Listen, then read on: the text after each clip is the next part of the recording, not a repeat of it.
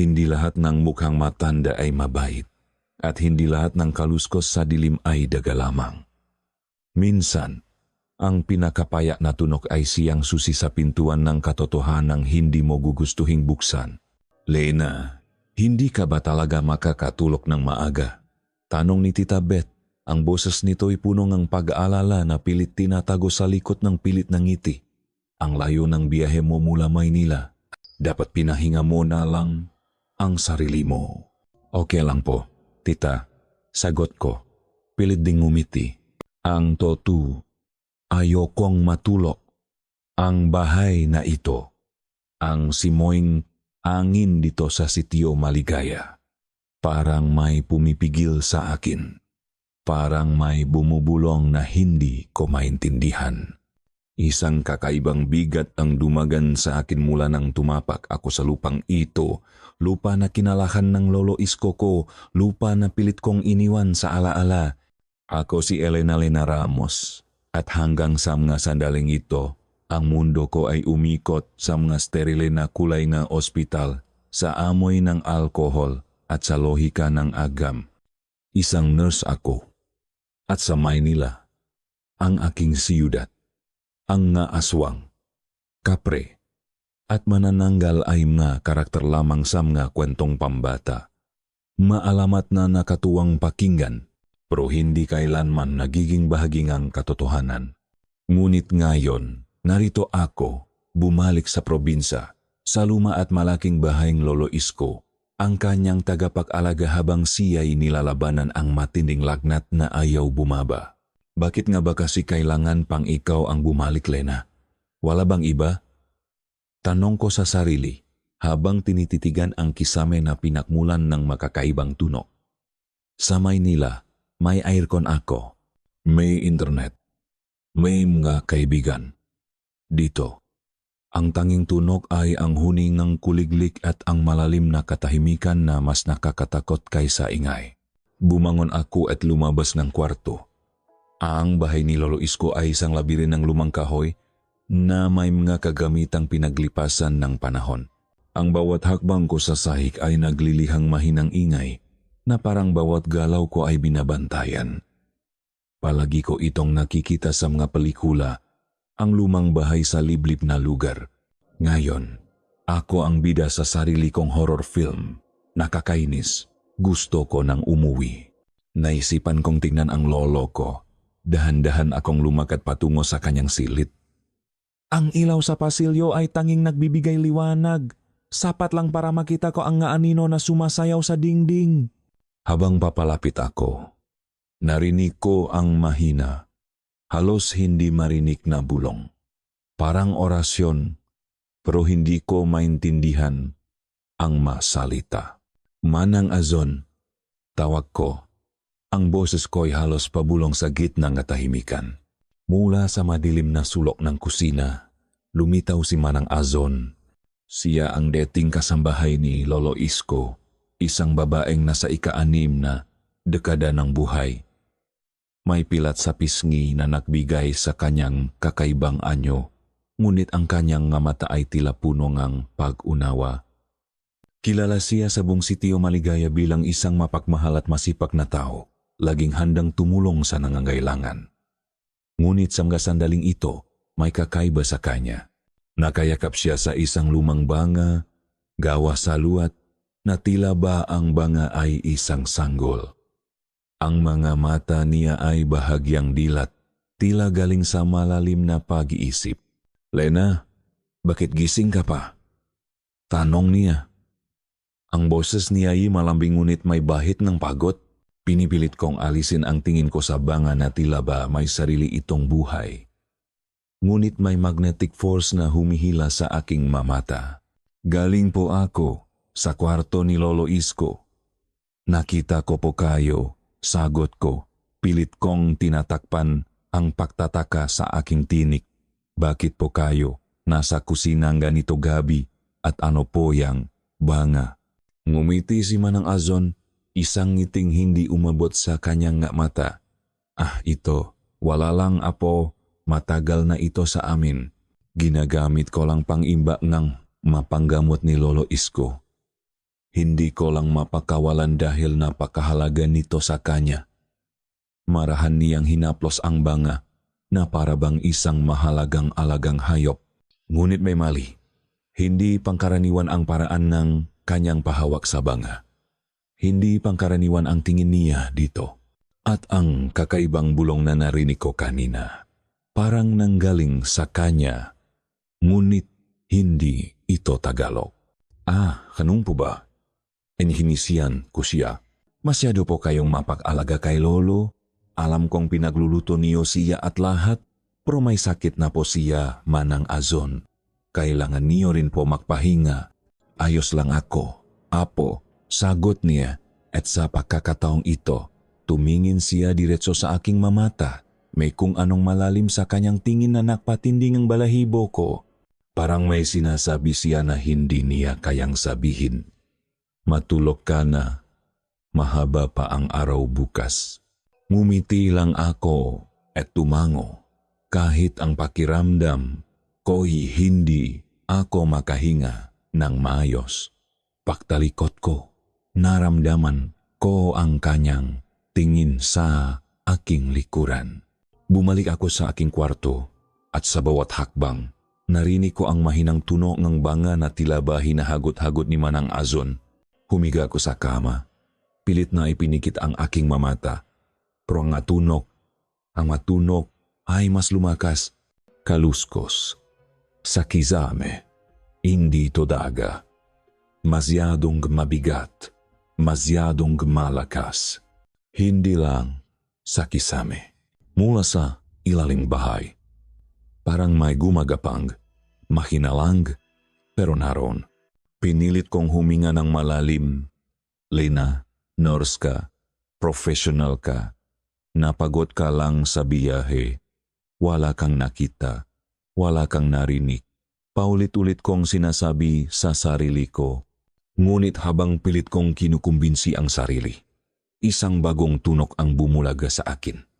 Mula sa kwarto ni Lolo Isko, isang mahina, malalim na ugong. Para bang may hayop na nagtatago sa loob.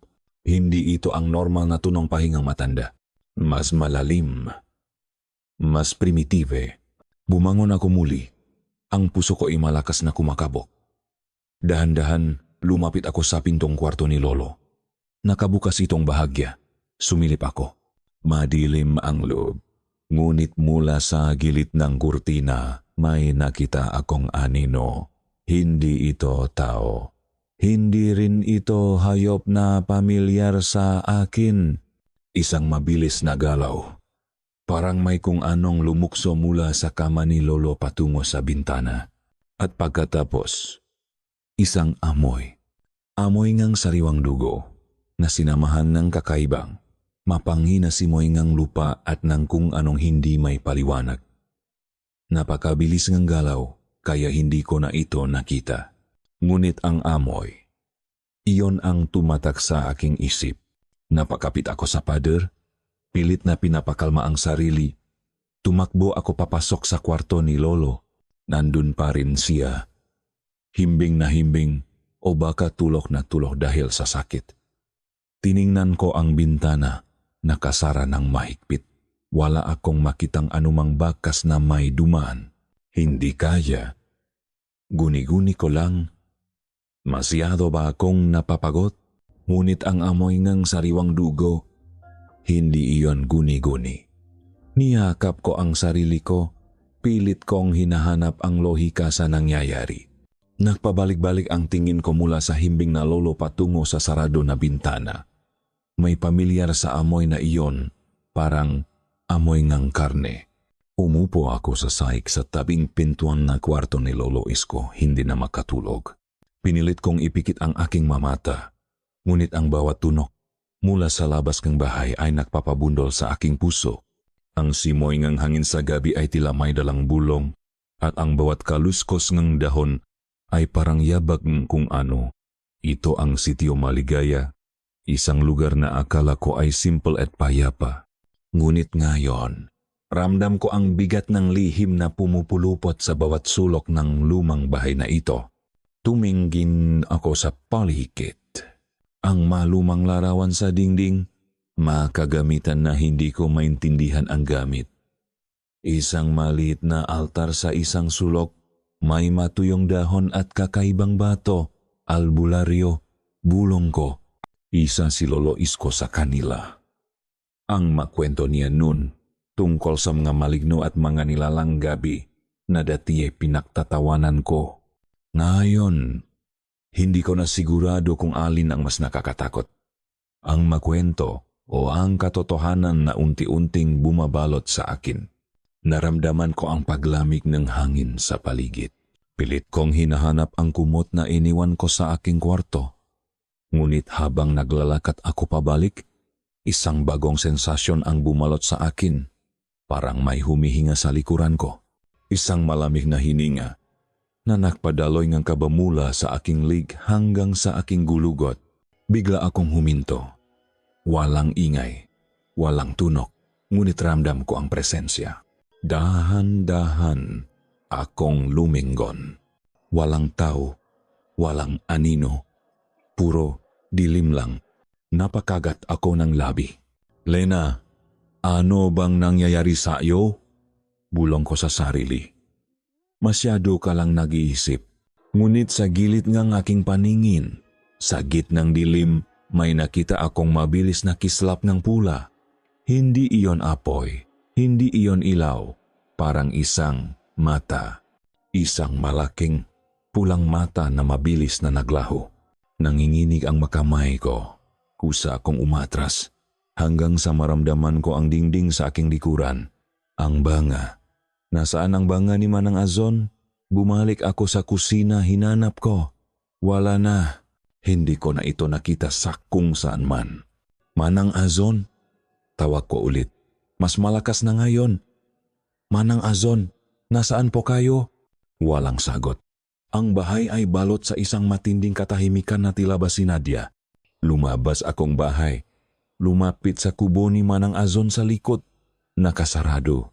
Mahigpit. Para bang walang buhay sa loop. Ang buong gabi ay naging isang bangot ng tuno na hindi maintindihan, nga amoy na hindi may paliwanag, at mga anino na sumasayaw sa gitnang dilim. Huminga ako ng malalim, pilit na pinapakalma ang sarili. Okay, bulong ko sa sarili. Kung hindi ito guni-guni, ibig sabihin may mali. At kailangan kong malaman kung ano. Ang araw ay unti-unting sumisikat. Nakbibigay ng kaibang kulay sa kalangitan. Ngunit para sa akin, hindi ito nakdulot ng kapayapaan. Ang liwanag ay nakpapakita lang ang bakasang madilim na gabi. Ang amoy ng sariwang dugo ay naglaho na, ngunit ang panghi nito ay nanatili sa aking isip. Naglakad ako patungo sa kusina, at dun ko nakita ang maliit. Kakaibang bahagi ng bakas na hindi ko nakita sa dilim. Sa sahig, sa ilalim ng bintana, may nakita akong makakaibang marka, maliliit na guhit, parang makuko o parang maliliit na pangibon. Ngunit mas mahaba, hindi ito daga, hindi ito pusa. Nanginginig ang makamay ko habang dinukot ko ang aking cellphone. Pinihit ko ito sa video mode at sinimulang i-record ang mga marka. Hindi ko alam kung bakit, pero naramdaman ko na mahalaga ito. Importante ang mabakas na ito. Pagkatapos kong mag-record, inilagay ko ang cellphone sa aking bulsa at lumabas ng bahay. Naisipan kong tingnan ang paligid. Baka may makita pa akong ibang bakas. At doon, sa ilalim ng punong mangga sa likod ng bahay, nakita ko ang isang bagay na nakpatindig ng balahibo ko. Isang maliit, tuyong buto ng hayop. Ngunit sa halip na puti ito, kulay pula ito. Parang may kinain. Parang may kainate. Napaatras ako. Hindi ito guni-guni. Hindi ito pagod. May nangyayari sa bahay na ito. At ang pinaka-nakakatakot ay hindi ko alam kung sino ang kalaban o kung ano ang dapat kong labanan. Ang araw ay tuluyan ng sumikat. Nagbibigay liwanag sa buong sitio Maligaya. Ngunit sa loop ko, Nanatili ang dilim ng pagtataka at takot. Ang dating payapa. Kung mundo ay unti-unting sinasakop ng maanino at malihim na bulong na ayaw maglaho. Ang pagdating ko sa bahay ni Lolo Isko ay hindi lang isang simpleng pag-aalaga. Ito ay simulang isang bagay na mas malalim, mas nakakatakot. At sa gitna ng lahat ng ito, nakita ko si Manang Azon. Papalapit mula sa kubo niya, dala-dala ang kanyang banga. Ngumiti siya sa akin, isang ngiting hindi ko maintindihan, isang ngiting nagtatagong libo-libong lihim. Ang araw ay nagdalang ng pansamantalang ginhawa. Sa liwanag, ang natakot sa gabi ay tila naging malabong panaginip lamang.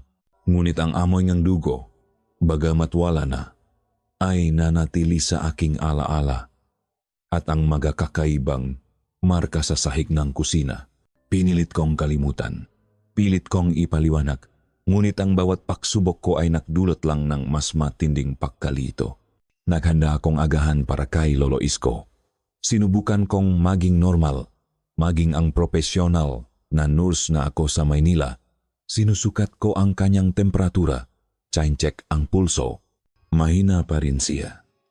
Lagnat na ayaw bumaba. Hindi ko maintindihan. Bakit hindi ko siya kayang gamutin gamit ang kaalaman ko? Lena, apo, mahina niyang bulong, ang mga matay nakapikit. Ang sumpa, gumagapang. Anong sumpa po, Lolo? Tanong ko, hinahagot ang kanyang no. Wala pong sumpa. Lalabanan natin ito. Gagaling po kayo. Ngunit umiling lang siya. Ang mamatay, nanatiling nakapikit. Dumidilim ang dating maliwanag. Babalik ang matanda. Hindi ko maintindihan. Matanda. Sino pong matanda, Lolo? Walang sagot. Bumalik siya sa mahimbing na pagtulog. Tinitigan ko siya. Mukha siyang payapa. Ngunit ang kanyang nga salita ay nakpatindig ng balahibo ko. Sumpa. Matanda. Hindi ito ang Lolo Isko na kilala ko. Ang Lolo Isko na nakukuwento lang ng naalamat para matakot ako. Ngayon, parang ang maalamat ay nagiging totoo. Paglabas kong kwarto ni Lolo, sinalubong ako ni Manang Azon. Nakangiti siya, tila walang nangyari kagabi. Suot niya ang kanyang abito na malinis at plansado at naghahanda na siya ang tanghalian. Ang banga ay nakatago na sa ilalim ng lababo, nakabalot ng isang lumang tela. Nagugutom ka na ba? Apo, nagluto ako ng sinigang, masigla niyang sabi. Manang Azon, direkta kong tanong, nasaan po kayo kagabi? May narinig po akong kakaibang tunog sa labas at, kagabi. Maaga akong natulog, apo, putol niya sa akin. Napagod ako sa pag-aalaga kay Lolo Isko buong araw. Bakit? May nangyari ba? Napatingin ako sa kanya. Ang makamata niya ay tila blanco. Walang bakas ng kasinungalingan. Pero may kung anong hindi may paliwanag. Hindi ako naniwala. Alam kong narinig ko ang kanyang mabulong. At alam kong nakita ko ang anino. Wala naman po. Sagot ko. Pilit kong ngumiti. Narinig ko lang po ang guning magakuliglig. Hindi po kasi ako sanay sa tahimik. Ngumiti si Manang Azon at bumalik sa pagluluto. Pero ang tingin ko, hindi nawala sa banga sa ilalim ng lababo. Kinabukasan, nagsimula ang mga mas nakakapaktakang pangyayari. Sa kusina, pagising ko, nakita kong bukas ang refrigerator. Ang kalahating ang niluto kong sinigang kagabi, nawawala. Wala ring palatandaan kung sino ang kumuha. Tinanong ko si Manang Azon. Ngunit umiling lang siya. Naku, baka pusa lang. Apo, sabi niya, dito sa probinsya, talagang malalakas ang pusa. Pero ang sinigang ay nakalagay sa loob ng refrigerator. paano makakapasok ang pusa doon at hindi lang iyon. Sa gabi, narinig ko ang maatuno na parang may naglalakat sa labas ng aking kwarto na mahihinang yabag. Hindi tulad ng tao, hindi rin tulad ng hayop. May kasamang mainang tunong ng pack-scrape. Parang may kung anong mahaba at matalas na kinakalatkat sa sahig. Isang hapon, habang naglilinis ako sa kwarto ni Lolo Isko, nakita ko ang isang kakaibang putik sa ilalim ng kama. Itim ito, may bahit ng pula, at may amoy na parang lupa at panis na karne. Hindi ko maintindihan. Walang bintana ang kwarto ni Lolo Isko na bukas sa gabi. Paano nakapasok ang putik? Naalala ko ang ikalawang kwento na naririnig ko mula sa mga pasyente ko sa Maynila tungkol sa sigbin. Isang kakaibang hayop na kalahating aso, kalahating kambing, na may mahabang buntot at lumakat ng paatras at kumakain ng dugo. Pinilit kong alisin ang ideyang iyon sa aking isip. Hindi, iyon totoo. Ang makilos ni Manang Azon ay mas naging kahina-hinala. Tuwing gabi, bago makating gabi, nakikita ko siyang palihim na pumupunta sa kusina at nagtatagal doon. Ang banga ay palaging kasama niya. Kung minsan, maririnig ko siyang nagbubulungan sa isang wikang hindi ko alam. Hindi siya nagsasabi ng orasyon. Parang may kinakausap siya. Ang pinakanakakakilabot ay ang matingin niya sa akin. May mga pagkakataon na nakikita ko siyang nakatitik sa akin mula sa malayo. Ang kanyang mga matay walang emosyon na tila ba sinusuri niya ako o nagtatago ng isang malaking lihim. Pag nahuli ko siya, ngingiti siya at magmamadaling umalis. Isang gabi, habang hindi ako makatulog, bumangon ako at lumabas ng kwarto. Palihim akong lumapit sa kusina. Nakabukas ang ilaw. Nakita ko si Manang Azon. Nakatalikod sa akin. Nakayuko sa banga. May kinakausap siya. Konting tes pa. Anak, bulong niya. Malapit na. Hayaan mo lang silang magtiwala. Malapit na tayong makalaya. Makalaya mula saan? Manang Azon? Bulong ko sa hangin. Lumabas akong bahay at naglakad patungo sa kubo ni Manang Azon. Dahan-dahan, sinilip ko ang loop. Walang tao. Pero sa isang sulok, nakita ko ang isang lumang libro. Hindi ito Biblia. Mga kakaibang simbolo at mga lumang sulat. May mga larawan ng mga kakaibang nilalang. At isa sa kanila ang nakakuha ng aking pansin. Ito ang sigbin. At sa ilalim ng larawan, may mga salita sa Tagalog. Ang kasamang aswang, ang pangkain ng dugo. Nanginginig ang makamay ko habang isinasara ko ang libro.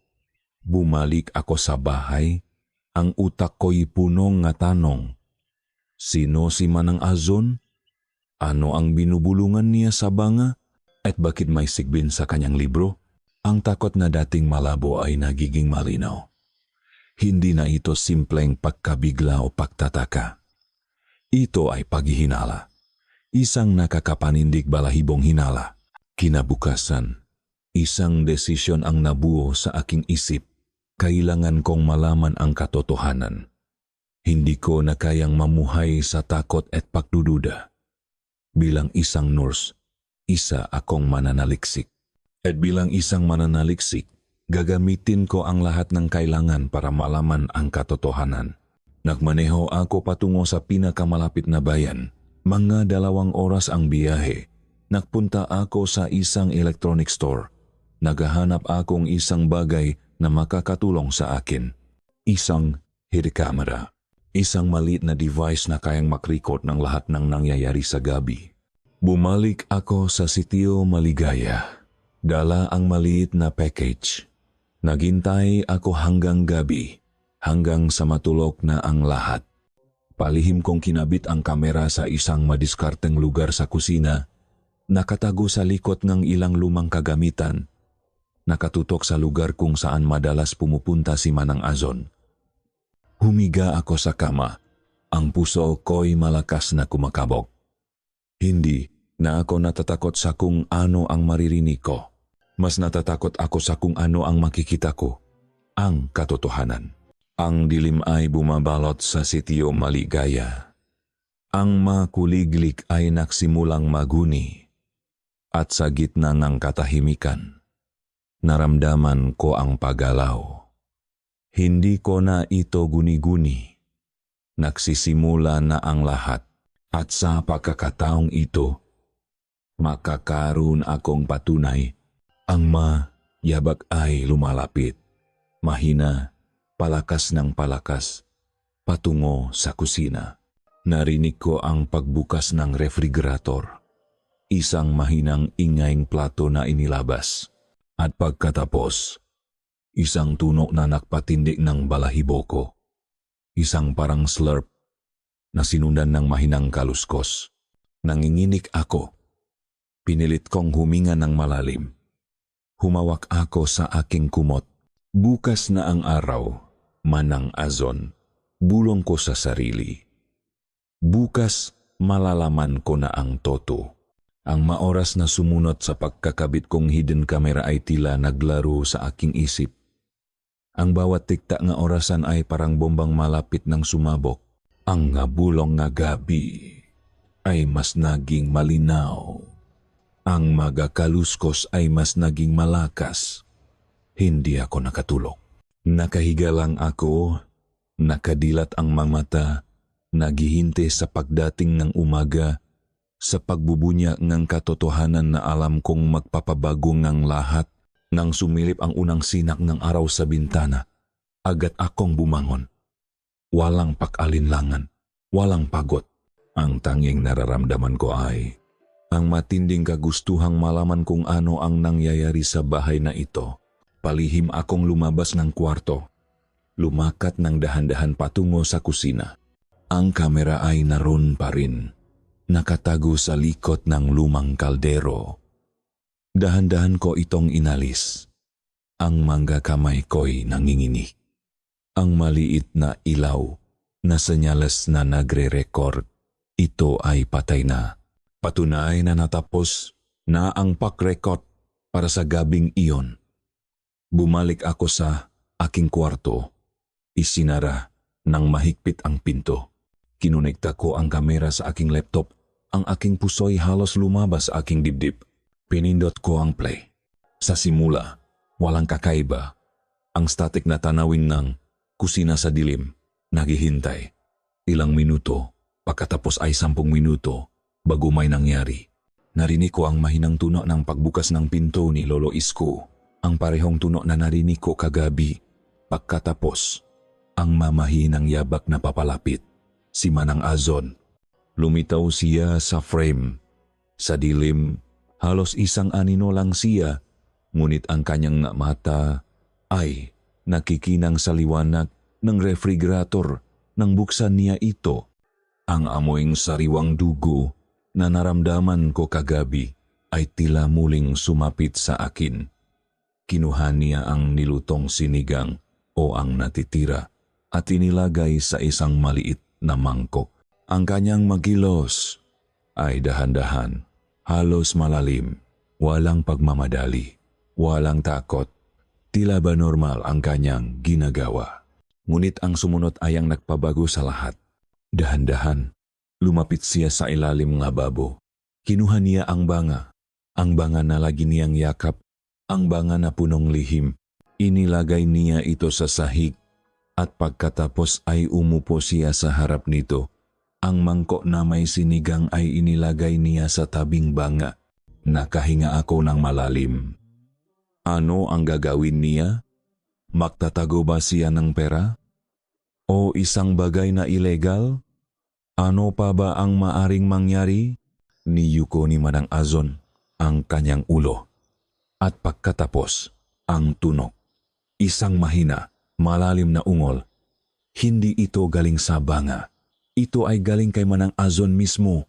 Ang kanyang katawan ay nagsimulang gumalaw, umuugot-ugot, Tila ba nagbabago nga nyo? Ang kanyang mukha ay pumilipit. Ang mga buto sa kanyang panga ay tila lumalaki. Ang kanyang bibig ay unti-unting bumuka. Hindi sa isang ngiti, kundi sa isang pagbukas na lampas sa normal na kakayahan ng tao. At doon ko nakita ang kanyang dila.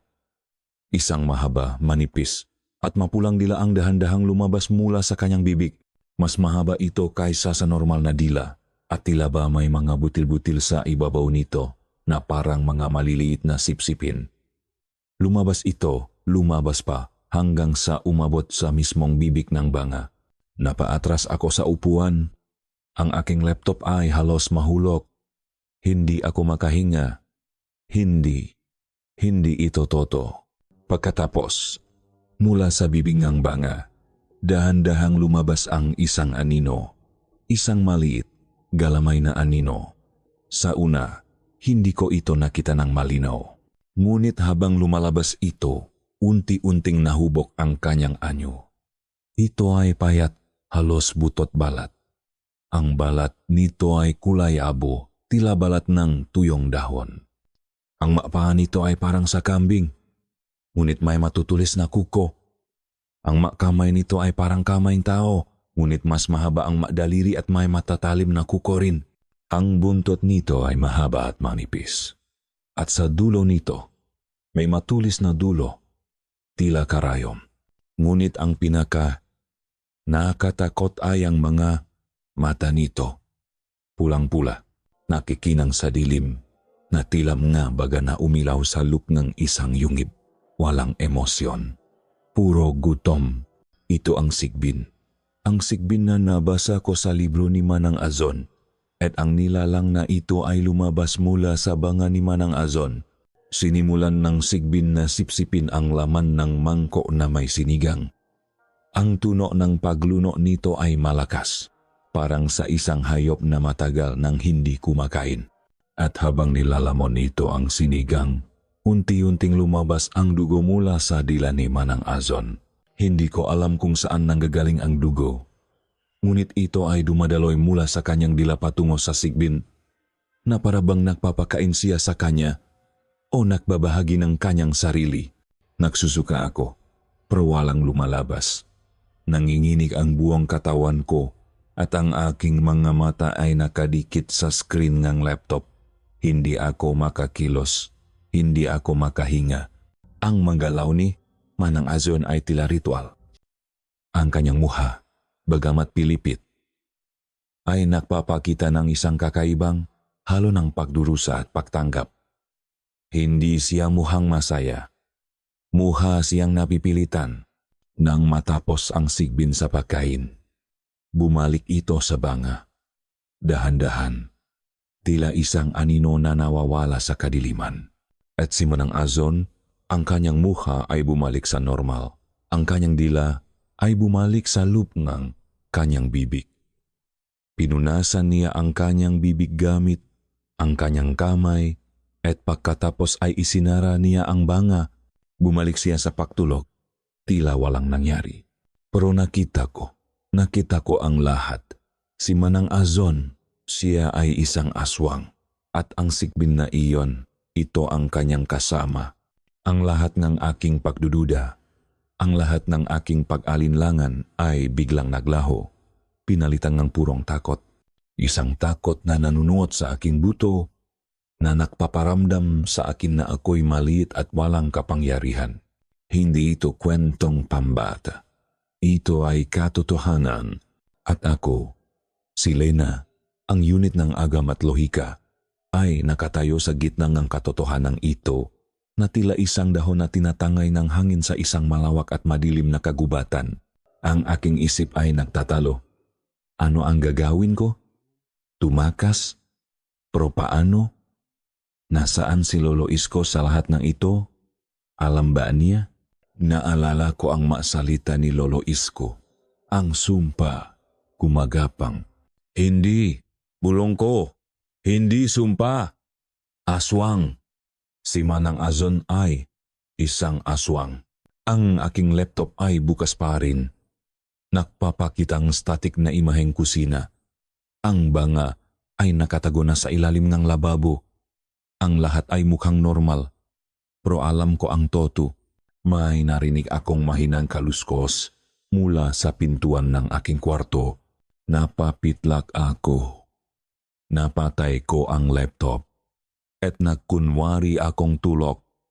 Ngunit ang aking mga mata ay nakadilat, nakatingin sa kisame. Ang pintuan ay dahan-dahang bumukas. Isang anino ang lumitaw. Si Manang Azon. Lumingon siya sa aking kama. Ang kanyang mata ay nanunuot sa dilim. Na tila nakikita niya ako kahit na nagkukunwari akong natutulog. Nanindig ang aking balahibo. Ang puso ko'y malakas na kumakabog. Pinipilit kong pigilan ang hininga ko. Nanatili siya roon ng ilang segundo na tila sinusuri ako. Pagkatapos, dahan-dahan, isinara niya ang pinto. Nahintay akong ilang minuto. Hanggang sa sigurado akong wala na siya. Pagkatapos, dahan-dahan akong bumanggong. Lumapit ako sa pinto. Siniguro kong nakasara ito ng mahigpit. Bumalik ako sa aking kama. Hindi na ako makakatulog. Ang imahan ni Manang Azon, ng sigbin, ng banga, ay paulit-ulit na naglalaro sa aking isip. Ang katotohanan ito ay mas nakakatakot kaysa sa anumang kwentong narinig ko. Ang bahay na ito ay hindi ligtas.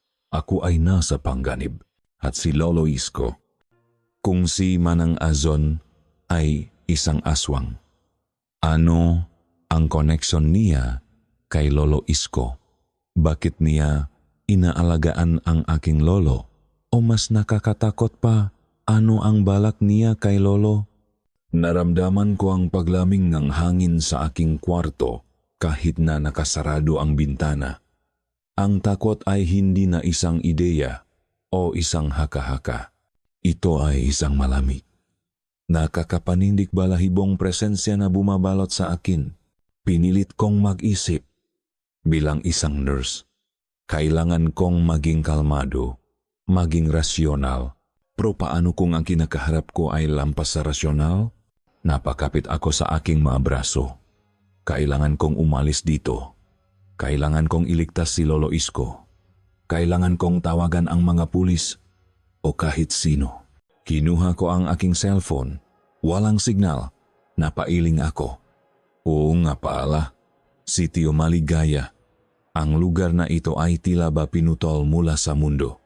Naalala ko ang sinabi ni Lolo Isko sa kanyang pakalito. Ang sumpa, gumagapang, babalik ang matanda. May kinalaman ba ito sa lahat? Kung si Manang Azon ay isang aswang, bakit siya nasa bahay namin? At bakit tila ba may koneksyon siya kay Lolo Isko? Ang pag-isip na ito ay nagpatindik ng balahibo ko. Kung si Manang Azon ay kasama ni Lolo Isko, kung siya ang nagpapakain sa sigbin, ibig sabihin ba ay alam ni Lolo Isko ang tungkol dito? O mas masahol pa, sangkot ba siya? Hindi maari. Kilala ko si Lolo Isko. Siya ay isang mabuting tao, isang albularyo na tumutulong sa mga tao. Ngunit ang mga albularyo ay madalas ding sinasabing may koneksyon sa mundo ng mga espiritu, mabuti man o masama. Pinilit kong isara ang aking nga mata, ngunit ang imaheng sigbin ng pulang nga mata nito ng mahabang dila ni Manang Azon ay patuloy na naglalaro sa aking isip. Ramdam ko ang padamingang pawis sa aking noo. Ang araw ay tuluyan ng sumikat. Ang sinangang araw ay dahan-dahang pumasok sa bintana, nagbigay ng kulay sa aking kwarto. Ngunit hindi nito nabura ang dilim sa aking kalooban. Ang liwanag ay nagpapakita lamang ng katotohanan na mas nakakatakot kaysa sa anino. Lumabas akong kwarto, patungo sa kusina. Nakita ko si Manang Azon na naghahanda ng agahan. Ngumiti siya sa akin. Isang normal na ngiti. Ang kanyang mamata ay blanco. Walang bakas ng nilalang na nakita ko kagabi. Magandang umaga, Apo. Masigla niyang bati. Kumusta Ang tulok mo? Maganda po, Manang Azon. Sagot ko, pilit kong kinokontrol ang aking boses. Ang aking kamay ay mahigpit na nakahawak sa aking bulsa kung saan nakalagay ang aking cellphone at ang footage, ang aking patunay. Habang kinakain ko ang agahan na inihanda niya, pinilit kong maging normal. Pinilit kong mag-isip ng plano. Hindi ako maaring manatili dito. Kailangan kong gumawa ng paraan. Ngunit ang bawat kagat ko sa pagkain ay parang lason. Ang bawat sip-sip ko sa kape ay tila may halong dugo. Pagkatapos ng agahan, nagpaalam ako kay Manang Azon. Sinabi kong kailangan kong bumalik sa bayan para bumili ng gamot ni Lolo Isko. Sige, apo, sagot niya, mag-ingat ka sa daan. Madulas ang kalsada ngayon. May kung anong bahit ng babala sa kanyang tinik. Nang makalabas akong bahay, agad akong sumakay sa aking sasakyan. Pinihit ko ang susi. Walang nangyari. Sinubukan kong muli. Walang tugon. Ang makina ay patay. Napailing ako. Pinilit kong kalmado ang aking sarili. Baka simpleng problema lang sa makina. Ngunit may kung anong nagsasabi sa akin na hindi ito simple. Binuksan ko ang hood. Tiningnan ko ang makina. Wala akong alam sa makina, pero ang nakita ko ay nagpakilabot sa akin. Ang makabel ay hindi lang basta nakalas. May bakas ng matatalim na kuko, malalaking bakas, na tila may nakalmot sa mga kabel at pinutol ang ilan sa mga ito. Ang aking puso'y lumakas ang pakabok. Ito ay hindi aksidente. Ito ay sinadya. Napaatras ako mula sa sasakyan. Tiningnan ko ang paligid. Ang mapunong nagtataasan. Ang katahimikan ng sitio Maligaya. Naramdaman ko ang pagiging bilanggo. Ang bawat daan palabas ay tila sinasarhan. Ang bawat pagtatangka kong lumabas ay hinaharangan. Walang duda. Ako ay nakulong. Nakulong sa baheng sang aswang. Nakulong sa isang lugar na punong nga lihim at nga nilalang na dati kwento lamang. Napakapit ako sa aking ulo. Ang huling pag-asa ko ay ang kamera, ang patunay. Nagpasya akong bumalik sa bahay. Hindi ako maaring tumakas. Kailangan kong labanan. Kailangan kong malaman ang katotohanan. Hindi lang para sa sarili ko, kundi para kay Lolo Isko. Pagpasok ko sa bahay, naramdaman ko ang paglamig ng hangin. Mas malalim ngayon. Nakita ko si Manang Azon na nakatayo sa dulo ng pasilyo. Nakaharap sa kwarto ni Lolo Isko. Ang kanyang likod ay nakaharap sa akin. Manang Azon, tawag ko. Ang boses ko'y nanginginig. Dahan-dahan siyang lumingon. At sa pagkakataong ito, hindi na niya itinago ang kanyang nga mata. Ang kanyang nga mata ay pula. Hindi pula na parang pagod, kundi pula na parang dugo. At ang ngiti sa kanyang labi ay hindi na ngitingang isang mabait na kasambahay. Ito ay ngitingang isang maninila. Ang banga ay nakayakap sa kanyang braso. At mula sa lupngong banga, narinig ko ang isang mahinang kaluskos. Hindi na ako maaring makunwari. Ang katotohanan ay narito na. Ang napulang mata ni Manang Azon. Ang ngiting iyon. Ang mahinang kaluskos mula sa banga. Ang lahat ng ito ay tumata sa aking isip. Nagpapatunay sa pinakamasamang hinala ko. Isang aswang. Nasa isang bubong ako nga isang aswang. Magandang umaga. Apo, muling bati ni Manang Azon. Ngunit ang kanyang boses ay tila may bahit ng panunukso. Napakatahimik mo yata. Hindi ka ba nakatulog ng maayos? Pinilit kong pigilan ang pangingining ng aking kalamnan. Ayos lang po ako, Manang Azon. Medyo masama lang ang pakiramdam ko. Ganun ba? Baka kailangan mong mainit na kape, sabi niya, at tumalikot, naglakad patungo sa kusina. Ang kanyang banga ay mahigpit pa rin niyang hawak. Ito ang pagkakataon ko. Tumakbo. Tumakas. Ngunit saan? At paano si Lolo Isko? Hindi ko siya iwan. Pumasok ako sa kwarto ni Lolo Isko. Mahina pa rin siya. Ang kanyang pahinga ay mababaw. Nagdedeliryo siya. At ang kanyang bulong ay mas malinaw ngayon. Sumpa, Lena, ang dugo. Kailangan mong protektahan. Ang selyo. Babalik sila. Lolo, bulong ko, kailangan nating umalis dito. Mayroon pong aswang sa bahay. Nagulat ako nang bigla niyang idilat ang kanyang mata. Malabo ang nga ito, ngunit may bakas ngang pag-unawa. Hindi ka dapat magtiwala sa lahat ng nakikita mo, Lena. Nanginginig ang kanyang kamay. Inabot niya ang aking braso, ang luma, ang tunay, ang balbal, at muling bumalik siya sa pagtulog. Ang kanyang nga salita ay tila isang babala na inukit sa aking kaluluwa. Balbal? Ano na naman iyon? Hindi na ba sapat ang aswang at sigbin? Kailangan kong umalis. Kailangan kong humingi ng tulong. Lumabas akong kwarto ni Lolo Isko at naktungo sa pintuan. Sinubukan kong tawagan ang mapulis, ang makamag-anak ko sa Maynila. Ngunit tulad kanina, no signal. Sinubukan kong maglakad palayo sa bahay, umaasang makahanap ng signal. Naglakad ako hanggang sa dulo ng kalsada, ngunit nanatili ang no signal. Tila ba ang buong sitio Maligaya ay isang black hole para sa koneksyon? Bumalik ako sa bahay. Walang silbi ang cellphone. Kailangan kong gamitin ang sasakyan. Ngunit patay ang makina. Nakita ko ang makalmot sa makabel. Hindi ito simpleng sira. Kailangan kong maglakad.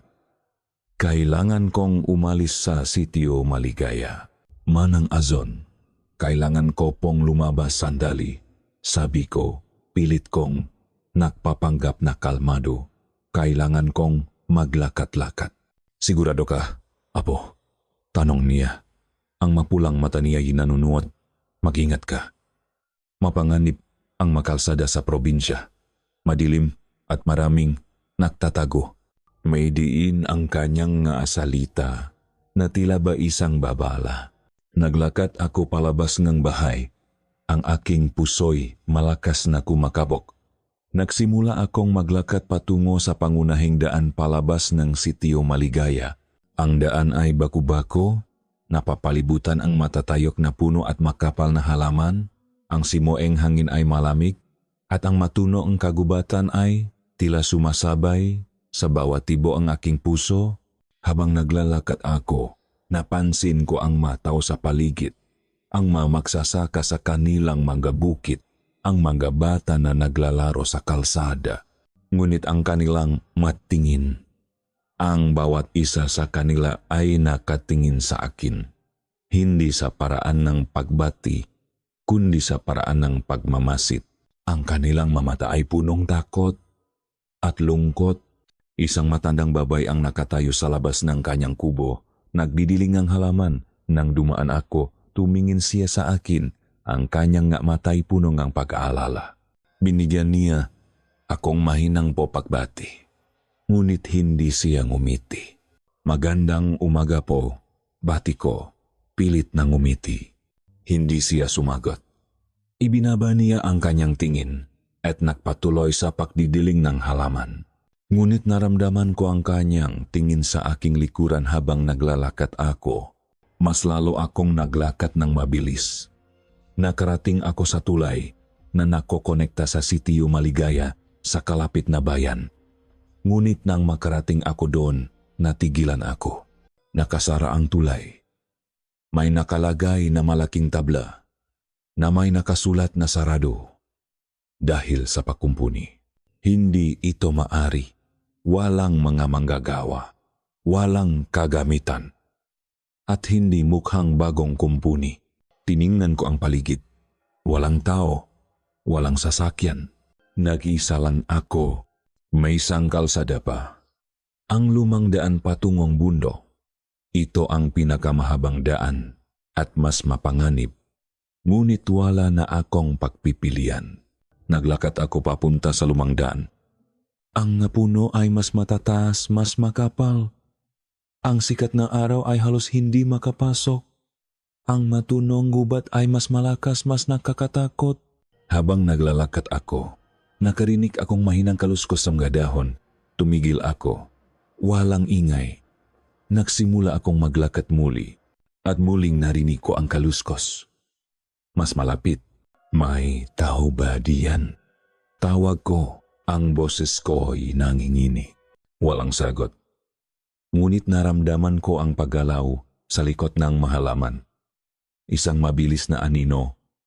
Isang maliit na bagay. Tila ba may sumusunod sa akin. Nagsimula akong tumakbo. Ang puso ko'y malakas na kumakabog. Ang mayaba ko ay malakas na umaalinggaw-ngaw sa gitna ng katahimikan. Hindi ako pwedeng bumalik sa bahay. Hindi ako pwedeng manatili dito. Tumakbo ako ng tumakbo. Hanggang sa maubusan akong hininga.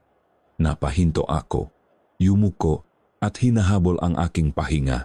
Napakatahimik. Walang tunog, walang kaluskos. Narinig ko ang isang mahinang iyak. Parang iyak ang bata. Malayo. Napangat ako ang ulo. Saan nanggaling iyon? Sinundan ko ang tunog. Lumakat ako ng dahan-dahan, palapit ng palapit. Ang iyak ay mas lumakas. Nakarating ako sa isang lumang, abandonadong bahay sa gitnang gubat. Wasak-wasak ang bubong. Nabubulok ang makahoy. Ngunit mula sa loop, narinig ko ang malakas na iyak. Pumasok ako. Ang loop ay madilim, maalikabok, at may amoy ngang luma at bulok. Sa isang sulok, nakita ko ang isang sanggol na kahiga sa sahig, umiyak ng malakas. Agad akong lumapit. Diyos ko po, bakit may bata dito? Bulong ko sa sarili, punong pag-aalala. Isang napakalit na sanggol, nakabalot sa isang maruming kumot at tila umiyak dahil sa gutom. Kinuha ko siya, hinaplos ang kanyang likod at sinubukang pakalmahin. Napakagaan niya. Napakalit. Ngunit habang kinakarga ko siya, napansin ko ang isang kakaibang bagay. Ang kanyang balat ay malamig, halos yellow, at ang kanyang mamata, kahit nakapikit sa pag-iyak, ay tila may kakaibang kulay. Hindi ito normal na kulay ng sanggol. Dahan-dahan niyang idinilat ang kanyang mata. At doon, nakita ko. Ang mata niya ay hindi puti o itim, pula, pulang-pula. At ang pupils niya ay vertical, tulad ng sa pusa. Napaatras ako. Halos mabitawan ang bata. Ang sanggol ay nagsimulang tumawa. Isang tunog na hindi angkop para sa isang sanggol. Ito ay isang matinis, nakakapanindik balahibong tawa. At pagkatapos, nagsimulang humaba ang kanyang makuko. Mula sa maliliit na daliri, lumabas ang matutulis, itim na kuko. Ang kanyang ngangipin, na dating wala, ay nagsimulang lumaki. Nagiging matatalas at pointed, na tila ngangipin ng hayop. Ito ay hindi sanggol. Ito ay isang bagay na nakakatakot. Itinapon ko ang bata, na halos hindi ko makontrol ang sarili, at ito ay bumaksak sa sahig ng walang tunog. Ngunit bago pa ako makatakbo, narinig ko ang isang mahinang kaluskos sa likuran ko. Lumingon ako sa likod ng bahay. Sa ilalim ng isang malaking puno, nakita ko ang isang figura. Malaki, maitim, may mga balahibo, nakatayo. Hindi ito tao. Hindi rin ito hayop na pamilyar. Sa akin, isang tikbalang. Ang mga mata nito ay nagliliyap sa dilim. Napaatras ako. Nasa gitna akong isang bagay na mas malaki kaysa sa aking inaakala. Hindi lang ito tungkol sa aswang at sigbin. Ito ay tungkol sa buong mundong manilalang na dati kwento lamang. Ang sanggol sa sahig ay tumawa muli. At sa pagkakataong ito, narinig ko ang mahinang tunog ng pagdaming ng lawi. Tila ba naglalawi ito? Ang tikbalang ay dahan-dahang lumapit. Ang bawat hakbang nito ay naglilihangang malakas na tunok. Ang hangin ay nagsimulang lumamig. Napaatras ako. Pilit kong hinahanap ang isang bagay na pwedeng ipagtanggol. Ngunit wala. Wala akong armas. Wala akong kakayahan. Naramdaman ko ang pagkawalan ng pag-asa. Wala na akong mapupuntahan. Ang bawat daan ay sarado. Ang bawat tulong ay malayo. Napalingon ako sa paligid. Ang madingding ng lumang bahay, ang mabuta sa bubong. Ito ay tila isang bitak. Naramdaman ko ang pagkapagod, ang takot, ang pakiramdam ng pagiging walang silbi. Ang lahat ng aking kaalaman bilang nurse, ang lahat ng aking pagiging rasyonal ay walang silbi dito. Napakapit ako sa aking ulo. Umiyak ako, ngunit walang lumalabas na luha. Ang aking mamata ay tuyo. Naalala ko ang sinabi ni Manang Azon kanina. Mag-ingat ka. Madulas ang kalsada ngayon. Madilim. At maraming nagtatago. Isang babala. Isang mensahe. Pero huli na. Hindi pa huli. Naalala ko ang mukha ni Lolo Isko. Ang kanyang pagtitiwala sa akin.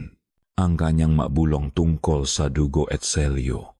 Kung ako ay nakakulong, kung ako ay nasa panganib, kailangan kong labanan. Kailangan kong malaman kung ano ang nangyayari dito.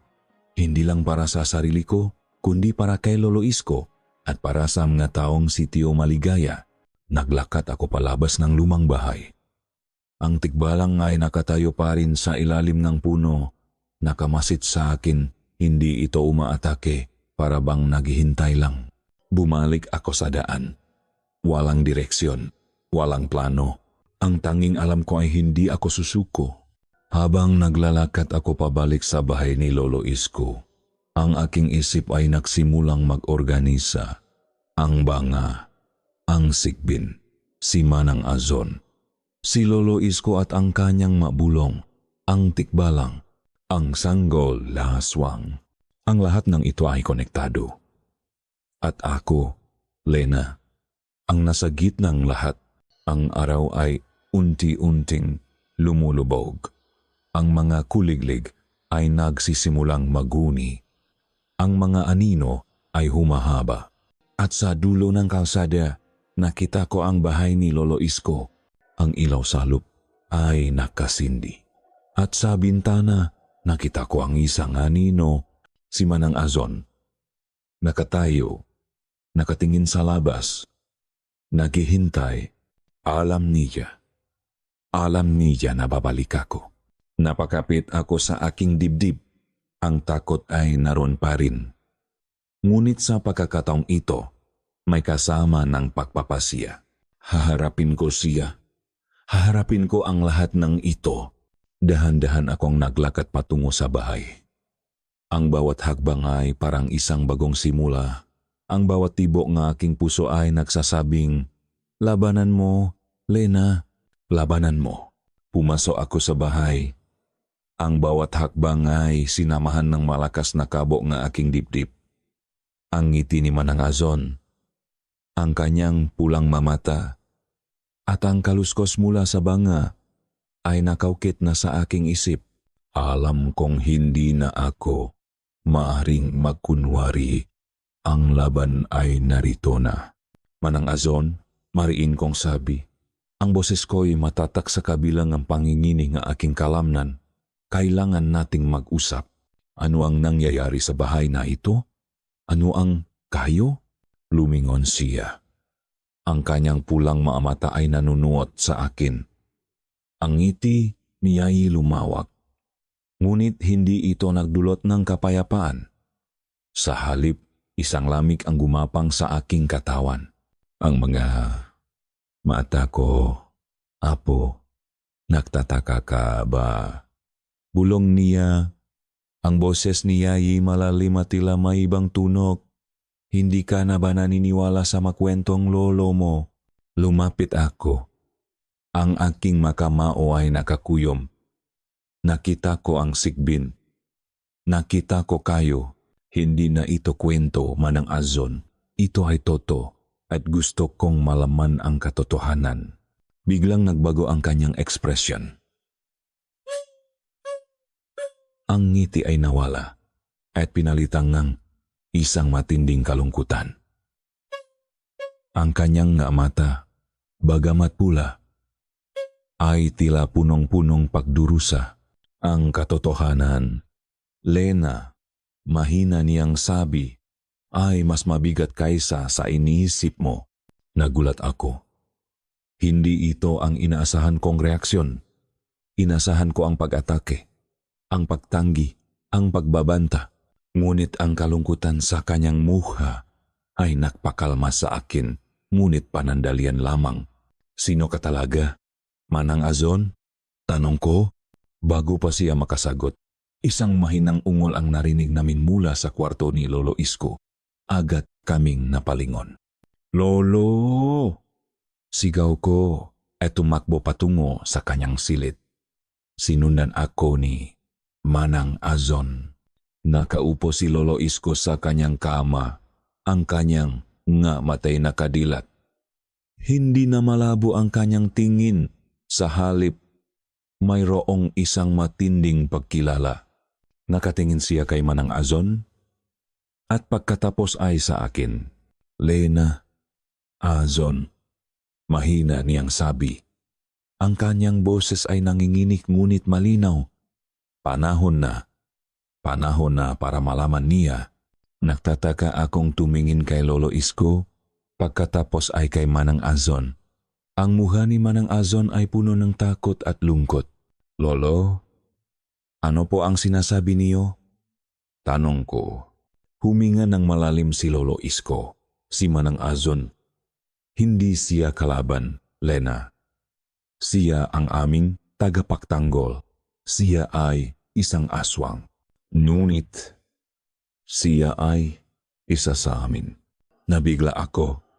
Hindi ko maintindihan. Tagapagtanggol, aswang, may isang sumpa. Ang aming lahi. Lena, patuloy ni Lolo Isko. Ang kanyang tinig ay mas lumakas. Isang kasunduan, isang selyo mula sa maninuno natin. Isang kasunduan sa mga nilalang ng dilim upang protektahan ang sitio Maligaya.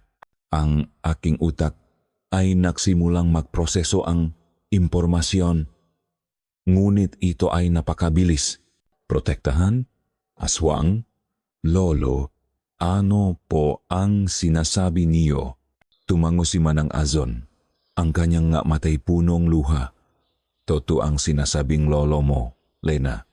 Matagal na, mula pa sa panahon ng iyong maninuno, ang aming pamilya ay nakbago upang magsilbing bante, upang protektahan ang mga tao laban sa mas malalim na kasamaan.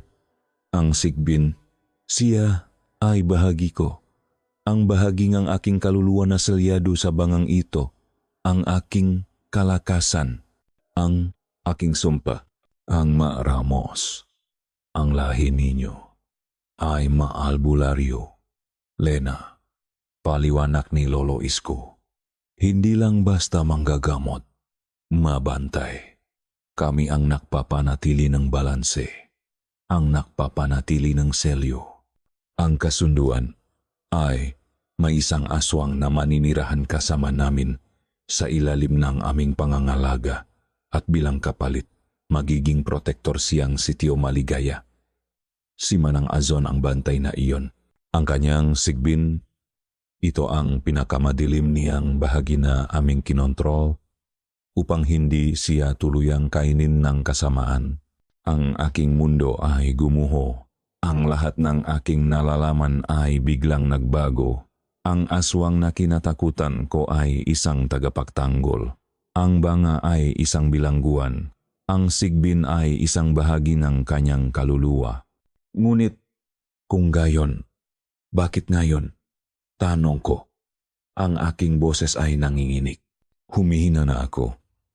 Lana, malungkot na sabi ni Lolo Isko. Ang salyo, ang kasunduan, humihina.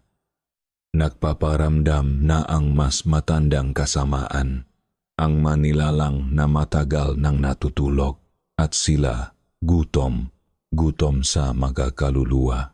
Gutom sa maaswang na tulad ni Manang Azon. Tumingin ako kay Manang Azon. Ang kanyang mata ay nanatiling pula, ngunit ngayon nakikita ko na ang pagdurusa. Hindi ito galit, ito ay takot. Takot para sa amin, takot para sa kanyang sarili. Ang balbal. Bulong ko. Naalala ang sinabi ni Lolo Isko kanina. Tumango si Lolo Isko. Siya ang nahahanap. Ang nahahanap nga aswang na naktago. Ang nahahanap nga mahina. Ang nahahanap nga salyo na nabubuwag. Siya ang tunay na kalaban, Lena. Hindi. Si Manang Azong. Napakapit ako sa pader. Ang lahat ng aking paghihinala. Ang lahat ng aking takot. Ang lahat ay mali. Ang tunay na panganib ay hindi ang aking inaakala. Si Manang Azon. Ang halimaw na pinaniwalaan kong magnanakaw ng aking lolo ay isang kasangga. Isang naghihirap na nilalang na nakatali sa isang kasunduan na matagal na. At ako, ang inosenteng nurse mula sa Maynila, ay biglang naging bahagi ng isang laban na hindi ko kailanman inakala. Kailangan mong tulungan si Manang Azon. Lena, sabi ni Lolo Isko, ang kanyang ngamatay nakatingin sa akin ng buong pag-asa. Ikaw ang susi. Ikaw ang dugo. Nasa lahi mo ang kapangyarihan. Bago pa ako makasagot, isang malakas, nakakakilabot na ugong ang umaling aungaw mula sa labas. Hindi ito ang huningangin. Hindi ito tunong ngayop. Ito ay isang tunong na malalim, primitive, at punong gutom. Isang mabahong amoy na parang pinagsamang bulok na laman at putik. Ang agat na pumasok sa loob ng bahay. Nakatinginan kami ni Manang Azon. Sa kanyang mukha, nakita ko ang purong takot. Hindi ito takot sa akin. Ito ay takot sa nilalang na iyon. Nandito na siya. Bulong ni Manang Azon. Ang kanyang boses ay halos hindi marinig. Ang balbal. Ang ugong ay mas lumakas. Kasama ang tunog nga kuko na kumakalmot sa lupa papalapit sa bahay. Nagdilim ang labas kahit nakasisikat pa lamang ng araw.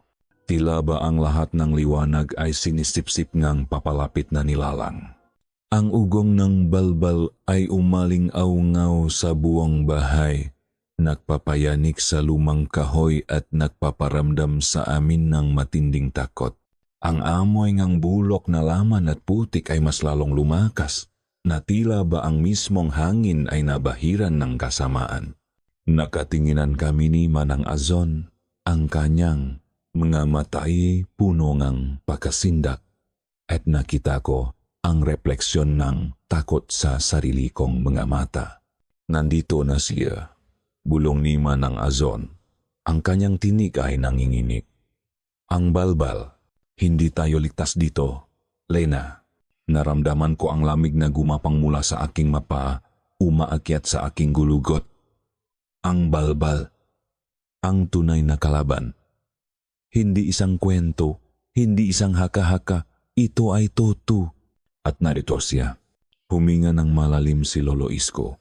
Ang kanyang matay nakadikit sa akin. Lena, kailangan mong pakinggan ako.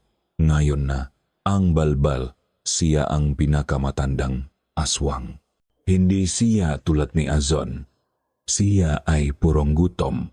Siya ay naghahanap ng aswang na tulad ni Azon at mga tao na may kapangyarihan. Kapangyarihan? Ako? Wala akong kapangyarihan, Lolo. Protesta ko. Ang aking boses ay halos sumiga. Ang dugo mo, Lena, mariin niyang sabi. Ang dugong nga Ramos, ang aming lahi, ay hindi lang basta albularyo. Kami ang ngabantay ng selyo. Ang selyo na nakpipigil sa mga tulad ng balbal. Mula pa noong unang panahon, may kasunduan ang aming lahi sa mga nilalang ng dilim. Isang kasunduan para sa balanse. para sa proteksyon ng sitio Maligaya. Ang kapalit ay ang pagtanggap ng isang aswang na magiging bantay sa amin. Si Manang Azon ang bantay na iyon, ang kanyang sikbin. Ito ang kanyang madilim na bahagi na kinokontrol namin na nakaselyo sa bangang iyan. Ngunit ngayon, humihina na ako. Humihina ang selyo at ang balbal. Nararamdaman niya iyon. Ang bawat salita ni Lolo Isko ay tila pako na bumaon sa aking isip. Ang aking pamilya ay hindi lamang masimpleng albularyo. Kami ay mga tagapagtanggol. Tagapagtanggol ng isang selyo na nagpipigil sa isang bagay na mas malalim kaysa sa aking naisip. Ang balbal, patuloy ni Lolo Isko.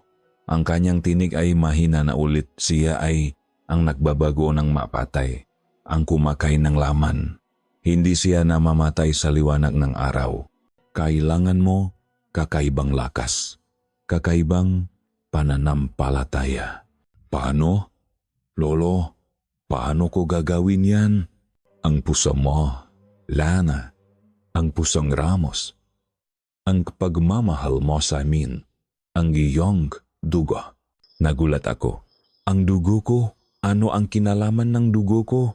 Biglang lumakas ang ugong sa labas. At sa pagkakataong ito, narinig namin ang isang malakas na tunog ng pagkalmot sa dingding ng bahay. Nasa labas na siya. Kailangan nating maghanda. Sabi ni Manang Azon. Ang kanyang tinik ay mas matatak ngayon. Tila ba nagkaroon siyang bagong lakas. Ang sikbin, hindi ito laban para sa kanya. Kailangan ko itong selyohan ng mas mahigpit. Lena, ang lolo mo, may alam siya na kailangan mong malaman. Ang magamit, ang maorasyon. Lumapit si Manang Azon sa banga. Hinaplos niya ito ng may pagmamahal. Nakita ko ang isang bahagyang panginginig sa banga. Tila ba ang sigbin sa loob ay nararamdaman ang panganib?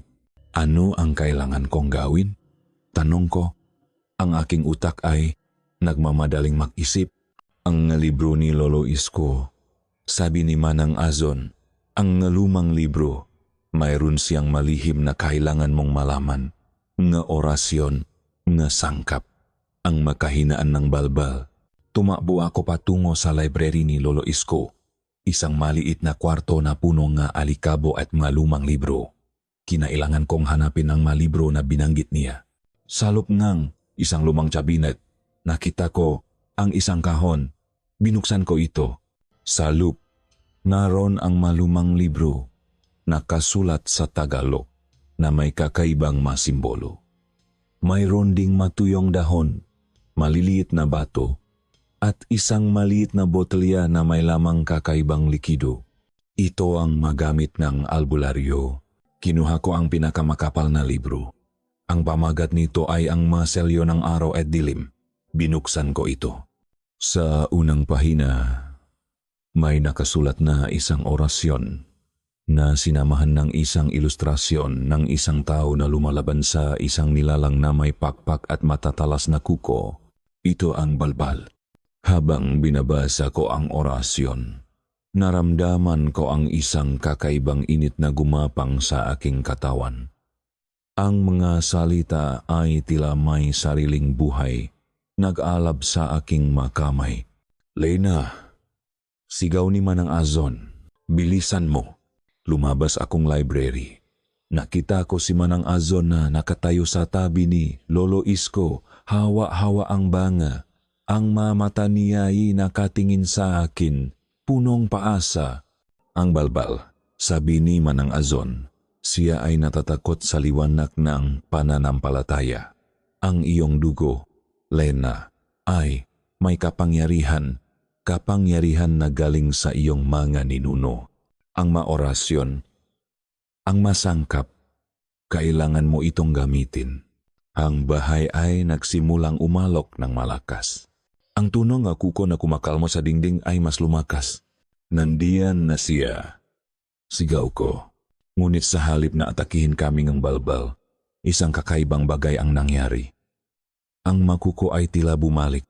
Ang ugong ay humina. Anong nangyari? Bulong ko. Nararamdaman niya ang presensya mo, Lena. Sabi ni Manang Azon, ang kanyang boses ay tila may bahit ng pagtataka. Ang iyong dugo, mayroon siyang kakaibang amoy. Hindi siya makalapit ng basta-basta. Subalit, hindi iyan magtatagal. Napakapit ako sa libro. Ang aking dugo. Ito ba ang sinasabi ni Lolo Isko? Ako ba ang susi? Manang Azon, ano ang kailangan kong gawin? Tanong ko. Basahin mo ang maorasyon. Lena, sabi niya. Huwag kang matakot. Ang pananampalataya mo ang iyong lakas. Nagulantang ako. Pananampalataya? Bilang isang nurse, ang pananampalataya ko ay nasa agham. Ngunit ngayon, kailangan kong lumapit sa isang bagay na lampas sa aking pag-unawa. Nagsimula akong basahin ang orasyon. Ang aking boses ay nanginginig sa simula, ngunit unti-unting lumakas. Ang bawat salita ay tila nagbibigay ng enerhiya sa akin. Ang mga simbolo sa libro ay tila umilaw sa aking paningin. Sa labas, muling lumakas ang ugong ng balbal. Ngunit sa pagkakataong ito, may kasama ng tunong ng pagdurusa. Ang aking dugo, ang aking lahi, ang aking destinasyon. Handa na ako. Ang bahay ay patuloy na nanginginig.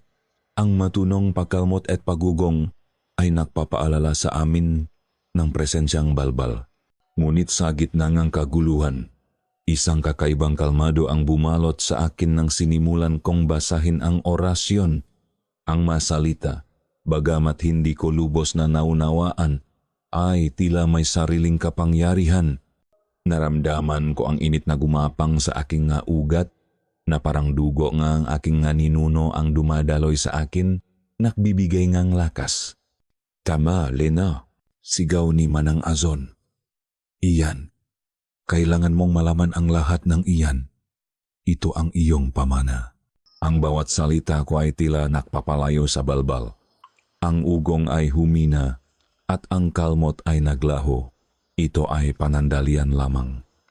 Alam ko iyan, ngunit sapat na upang magbigay sa amin ng kaunting panahon. Lumapit si Manang Azon sa akin. Ang kanyang mata, bagamat pula pa rin, ay punong pagalang. Kailangan mong magsanay, Lena. Wala tayong gaanong oras. Ang balbal, nararamdaman niya ang paginaang selyo at ang iyong presensya. Kung hindi natin siya pipigilan, sisirain niya ang sitio maligaya. Ang solitang sasanay ay nagpabalik sa akin sa katotohanan. Bilang nurse, ang pagsasanay ko ay sa mga librong medisina, sa mga hospital, hindi sa mga orasyon at mga nilalang ng dilim. Ngunit sa pagtingin ko kay Lolo Isko, nahimbing na natutulog, at kay Manang Azon, na nagpakita ng kanyang tunay na anyo para sa kaligtasan namin, alam kong wala akong pagpipilian. Ano ang kailangan kong gawin? Tanong ko. Inakaya ko ni Manang Azon sa malit na mesa sa kusina. Inilatak niya ang lumang gamit ng albularyo. Isang bunton ng tuyong bawang, nga buton ng sili, isang buton ng langis ng niyok, ilang tuyong buntot pagi, at isang maliit na buhol puting tela na may lamang lupa. Ang balbal. Nagsimula si Manang Azon. Ang kanyang boses ay naging seryoso. Siya ay isang aswang na kumakain ng laman at kaluluwa.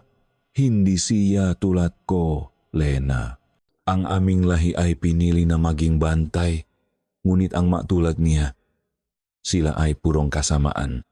Ang balbal ay nagnanakong patay. Kinakain ang kanilang laman at iniiwan ang katawan na tila punong supot ng saging. Sa paningin ng tao, ang kanilang namatay ay hindi nawawala. Ngunit ang kaluluwa at laman ay kinuhana. Kinilabutan ako sa kanyang paglalarawan. Paano siya matatalo? Ang kanyang kahinaan ay ang pananampalataya. Ang mabagay na galing sa kalikasan na nabendisyunan at ang iyong dugo, Lena, sabi ni Manang Azon at tumingin siya sa akin. Ang dugo ngang maramos ay may kakayahang makselyo ngang balbal. Ito ay isang regalo at sumpa ngang inyong lahi. Kailangan mong gamitin ang iyong dugo kasama ang mga orasyon at mga gamit na ito. Ipinakita niya sa akin ang bawang. Ito ay para sa proteksyon. Ang amoy nito ay nakakapinsala sa kanila. Ang buntot pagi ay makakapinsala sa kanilang laman. Ang langis ng niyong ay pwedeng gawing pangpahit sa katawan upang hindi kaniya madapuan. Ang lupa na ito. Galing ito sa libingan ng isang albularyo na nagtagumpay sa pagpapaselyo ng balbal noong unang panahon. May lakas ito. Nagsimula kaming maksanay. Ipinabasa ni Manang Azon sa akin ang maorasyon. Sa simula, nahirapan ako. Ang masalita ay bago. Ang ideya ay kakaiba. Ngunit sa bawat pagbigkas ko, naramdaman ko ang kakaibang enerhiya na gumagapang sa aking katawan. Ulitin mo, Lena. May lakas ang bawat salita. Damhin mo. Hindi lang basta basahin. Utos ni Manang Azon. Sinunod ko siya. Pinilit kong intindihin ang bawat salita, ang bawat kahulugan. Habang binabasa ko, naramdaman ko ang pag-init ng aking makamay. Parang may pumapasok na enerhiya mula sa libro patungo sa akin.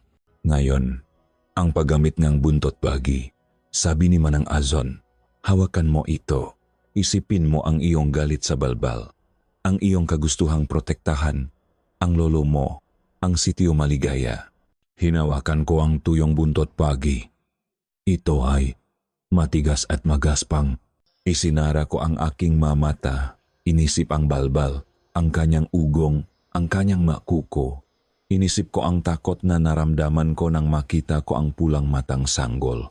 At nang idilat ko ang aking mata, naramdaman ko ang kuryente na dumaloy mula sa aking daliri patungo sa buntot pagi.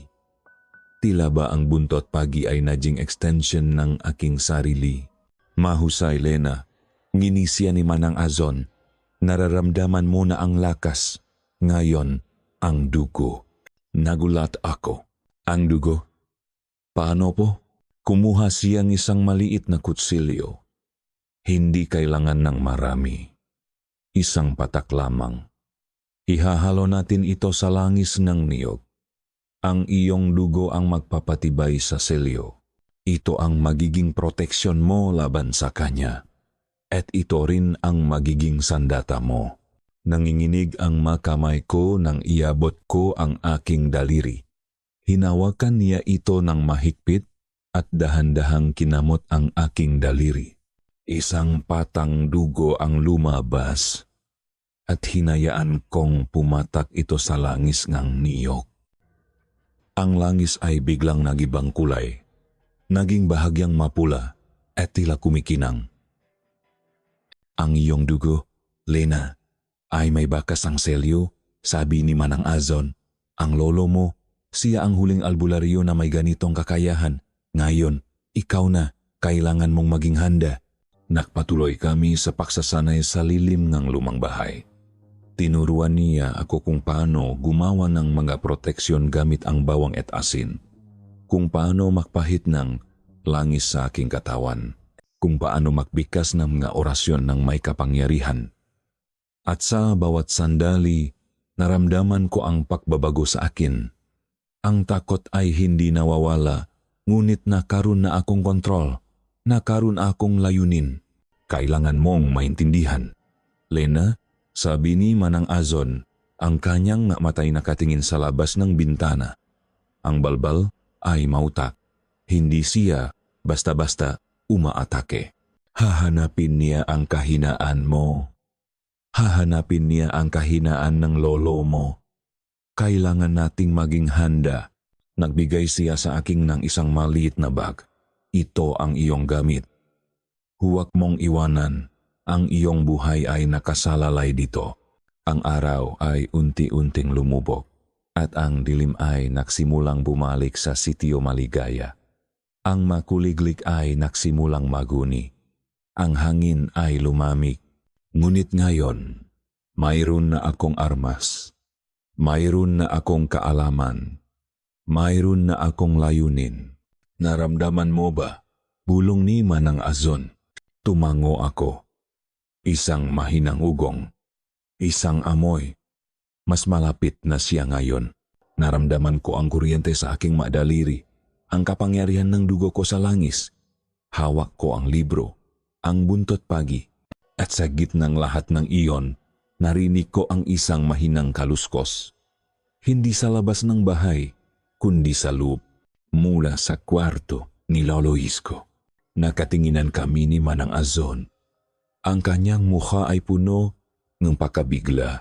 Lolo! Bulong ko at tumakbo patungo sa kanyang kwarto. Ngunit pagdating ko doon, wala na siya. Ang kanyang kama ay bakante. At sa sahig, sa tabing bintana na ngayon ay bukas na. Nakita ko ang nga bakas. Malalaking bakas, nga kuko. At sa gitnang bakas, isang bagay na nakakapanindik balahibo. Isang lumang, tuyong dahon ng saging, ang balbal. Hindi niya inatake ang bahay. Direkta siyang pumasok. At kinuha niya si Lolo Isko. Naramdaman ko ang paglamig ng aking dugo. Hindi. Bulong ko. Hindi. Mari. Napaatras ako. Ang aking makamay ay nanginginig. Ang pakabigla ay pinalitan ng isang matinding galit. Kinuha niya si Lolo. Sabi ko kay Manang Azon, ang aking boses ay punong amput. Kinuha niya si Lolo. Ang kanyang mata ay nanunuot. Kailangan mong sundan siya, Lena. Ngayon na, habang sariwa pa ang bakas, bago pa maging huli ang lahat. Hawak ko ang bag ng nagamit, ang libro, ang dugo ko, at isang nag-aalab na pagnanais na iligtas ang aking lolo. Ang galit at takot ay nagsaluan sa aking kaluban. Kinuhangang balbal si Lolo Isko. Ang taong akala ko ay aking ingatan, ang taong nagbigay sa aking ang liwanag sa madilim na katotohanan. Ngayon, siya ang nawawala. Kailangan mong magmadali, Lena. Mariying sabi ni Manang Azon, alam ko kung saan siya nagtatago. Sa lumang gubat, hindi siya malayo, ngunit mabilis siyang kumilos. Ang dugo ni lolo mo. Hinahabol niya ang dugo mo. Ano ang gagawin natin?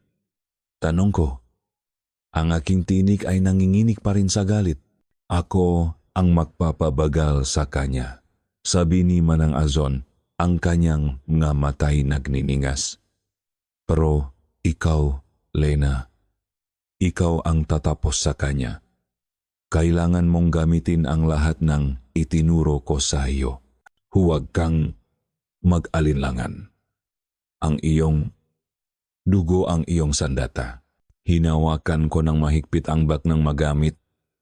Ang libro, ang buntot pagi, ang boteng langis na may dugo ko, lahat ng ito ay nakalagay sa bag. Lumabas kaming bahay. Ang gabi ay bumabalot na sa sitio Maligaya. Ang maanino ay mas mahaba, mas madilim. Ang tunong makuliglig ay tila isang nakakatakot na orkestra. Sundan mo ako. Utos ni Manang Azon. Sinundan ko siya. Ang kanyang hakbang ay mabilis, halos hindi naglilihang tunok. Tumalon siya sa bakot at ako naman ay nahirapan. Sumunod kami sa mga bakas ng kukong balbal, malalaki at malalim, patungo sa pusong gubat. Ang hangin sa gubat ay mas malami, mas mabaho. Ang gamoy niya bulog na laman ay mas lumakas. Nandito siya, bulong ni Manang Azon, at huminto kami sa harap ng isang malaking lumang puno. Sa ilalim nito, nakita ko ang isang bagay na nakpatindik ng balahibo ko. Ang magagamit ni Lolo Isko, ang kanyang sinalas, ang kanyang lumang panyo, nakakalat sa lupa. At dun, nakita ko ang balbal. Hindi siya tulad ng manananggal o tikbalang sa mga kwento. Siya ay mas nakakatakot. Malaki siya, halos 3 metro ang taas, at may balat na kulay abo na tila balat ng patay na puno. Ang kanyang katawan ay payat, halos butot balat, ngunit ang kanyang nga kalamnan ay matatalas at umbo. Ang kanyang nga braso ay mahaba, at ang kanyang nga kamay ay may matutulis na kuko na tilam nga talim. Ang kanyang ulo ay parang sataw, ngunit walang buho, at ang kanyang mukha ay pumilipit sa galit. Ang kanyang bibig ay malaki, punong matatalas at maruruming ngipin. Ang kanyang mga mata ay pulang-pula, na tila mga nagalap na baga. Hawak niya si Lolo Isko. Nakahiga si Lolo Isko sa kanyang nga bisik walang malay, ngunit hindi siya nilamon. Hinahawakan lang siya, tila ba isang premyo. Ibalik mo ang lolo ko. Sigaw ko, ang galit ay nagbigay sa aking lakas. Lumingon ang balbal sa akin. Ang kanyang bibig ay bumuka, at isang nakakapanindik balahibong ungol ang lumabas mula sa kanya. Ang tunok ay nakpatindik ngang madahon sa paligid. Azon, ngayon na, sigaw ko. Tumango si Manang Azon. Hawak niya ang kanyang banga. At sa gitna ngang lahat ng ito, nakita ko ang sigbin na lumabas mula sa banga, maliit, galamay at mabilis. Hindi na ito ang takot na sigbin. Ito ay galit. Lumukso ang sigbin patungo sa balbal. Sinubukan nitong kalmutin ang kanyang balat. Ngunit masyadong malaki at matibay ang balbal. Winasiwas niya ang kanyang kamay at tumilapon ang sigbin, bumagsak sa lupa at nawala sa dilim. Hindi ka makakatakas sa akin, Azon. Ungol ng balbal. Ang iyong lahi ay magbabayad. Ang lahat ng nagtago sa akin ay magbabayad. Naintindihan ko. Hindi lang siya nahahanap ang laman, nahahanap siya ang pahihiganti. Lena, ngayon na, sigaw ni Manang Azon, gamitin mo ang langis. Kinuha ko ang boteng langis ng niyog na may dugo ko. Binuksan ko ito at ipinahit sa aking mga braso. Naramdaman ko ang lamig nito at pagkatapos ay ang kakaibang init na gumapang sa aking balat. Lumapit ang balbal. Ang kanyang makuko ay handa ng sumalakay. Hindi mo makukuha ang lolo ko. Sigaw ko at binasa ko ang orasyon. Ang aking boses ay malakas at matatak. Habang binabasa ko, inihagis ko ang langis sa balbal. Tumilapon ang likido sa kanyang balat. At nang lumapat ito, isang nakakapanindik balahibong ungol ang lumabas sa kanya. Ang kanyang balat ay tila nasusunog. Naglalabas ang itim na usok. Sigaw niya at umatras. Ano ito? Ano ito? Mortal. Dugong Ramos. Sigaw ko. Ang selyong aking lahi. Hindi ka makatakas. Ngunit hindi ito sapat.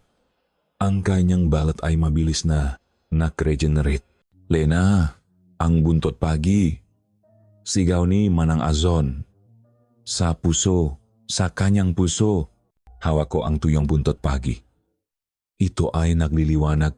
Ang enerhiya mula sa aking dugo ay dumadaloy dito. Lumapit ang balbal. Ang kanyang matay puno ng galit. Humanda ako. Inatake niya ako. Mabilis siya. Ang gunit, mas mabilis ako. Tumalon ako. Inilagan ang kanyang pag-atake at sa isang mabilis na galaw, itinulak ko ang buntot pagi patungo sa kanyang dibdib. Ang buntot pagi ay tumagos sa kanyang balat, tila isang mainit na kutsilyo sa mantikilya. Isang malakas na ungol ang lumabas sa balbal. Ang kanyang katawan ay nagsimulang manginig. Ang kanyang namatay ng laki sa sakit. Hindi maaari. Sigaw niya. Ngunit hindi pa ito tapos. Ang buntot pagi ay tila umaakyat sa kanyang katawan patungo sa kanyang puso. Lena, ang orasyon. Tapusin mo. Sigaw ni Manang Azon. Sinimulan kong basahin ang huling bahaging orasyon. Ang aking boses ay puno ng lakas at determinasyon. Ang bawat salita ay tila nagpapahigpit sa kapit ng buntot pagi sa kanyang puso. Ang balbal ay nagsimulang magwala. Ang kanyang katawan ay nagsimulang magliwanag. At pagkatapos ay biglang pumutok, nagiging abo. Ang amoy ng bulok ay napalitang ng amoy nasunog na lupa. Nawala, nasiya, naglaho. Ang gubat ay tahimik. Ang katahimikan ay nakakapanindig balahibo. Nilingon ko si Manang Azon. Hawak niya si Lolo Isko. Ang kanyang mukha'y punong pagod, ngunit mayroong isang bahagyang ngiti. Lena, nagawa mo. Bulong niya. Nilapitan ko si Lolo Isko. Kinuha ko siya mula kay Manang Azon. Ang kanyang katawan ay malamig. Hindi siya humihinga. Lolo, Lolo, kising na po. Sigaw ko habang inaalok ko siya. Ngunit walang tugon. Niyakap ko siya ng mahigpit. At nagsimula akong umiyak. Ang balbal ay nawala na. Ngunit kinuha niya si Lolo Isko. Manang Azon ay lumapit sa akin. Hinaplos niya ang aking likuran. Hindi siya nawala, Lena. Nagawa mo ang kailangan mong gawin. Pinrotektahan mo siya, ang kanyang kaluluwa ligtas na. Ngunit hindi ko siya narinig. Ang tanging naririnig ko ay ang pag-iyak ko. Ang laban ay tapos na. Ngunit sa isang matas na presyo. Ang katahimikan ng gubat ay tila bumubulong ng aking kabiguan. Niyakap ko ng mahigpit si Lolo Isko. Ang kanyang katawan ay malamig na, ang hininga iwala na. Ang maluha ay umagos mula sa aking mga mata, bumabasa sa kanyang balat. Ang galit na nagbigay sa aking nalakas kanina ay napalitang ng isang matinding kawalan ng pag-asa. Nagapi ko ang balbal, ngunit sa anong halaga? Kinuha niya ang lolo ko. Lolo, huwag po. Huwag po kayong umalis, bulong ko. Ang boses ko'y halos hindi na marinig dahil sa pag-iyak. Lumapit si Manang Azon. Ang kanyang muka ay punong lungkot ngunit may bahid ng pag-unawa. Hindi siya nawala, Lena. Ang kanyang kaluluwa ay ligtas. Ginawa mo ang kailangan mong gawin.